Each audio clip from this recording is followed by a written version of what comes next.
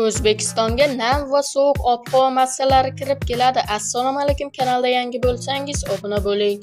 O'zgidromet ertaga 8-dekabr kuni kuzatiladigan ob-havo ma'lumotlarini e'lon qildi. Unga ko'ra, ertadan boshlab O'zbekiston hududiga nam va sovuq ob-havo massalari kirib keladi. Qoraqalpog'iston Respublikasi va Xorazm viloyatida havo biroz bulutli bo'ladi, yog'ingarchilik kutilmaydi. Ba'zi joylarda tuman tushishi mumkin. Harorat kechasi 2-7 daraja sovuq, kunduzi 3-8 daraja iliq bo'ladi.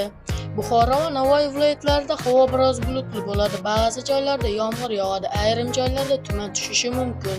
Harorat kechasi 0,5 daraja iliq, kunduzi 8-13 daraja iliq bo'ladi. Toshkent, Sirdaryo, Jizzax va Samarqand viloyatlarida havo biroz bulutli bo'ladi. Ba'zi joylarda yomg'ir yog'adi, ayrim hududlarda tuman tushishi mumkin. Harorat kechasi 2-7 daraja iliq, kunduzi 5-10 daraja iliq bo'ladi. Qashqadaryo viloyatida havo o'zgaruvchan bo'ladi. Ba'zi joylarda yomg'ir yog'adi. Harorat kechasi 2-7 daraja iliq, kunduzi 12-17 daraja iliq bo'ladi. Surxondaryo viloyatida havo o'zgaruvchan bo'ladi, yog'ingarchilik kutilmaydi. Harorat kechasi 2-7 daraja iliq, kunduzi 12-17 daraja issiq bo'ladi.